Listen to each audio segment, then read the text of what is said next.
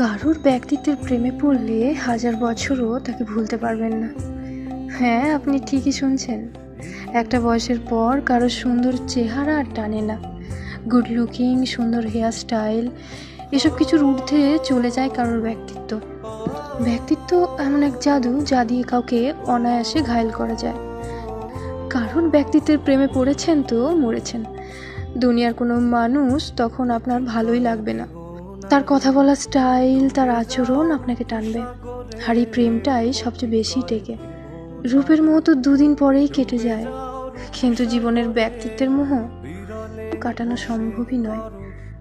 সাধনা একবার ধরতে পেলে মনের মানুষ ছেড়ে যেতে আর দিও না, ধরতে পেলে মনের মানুষ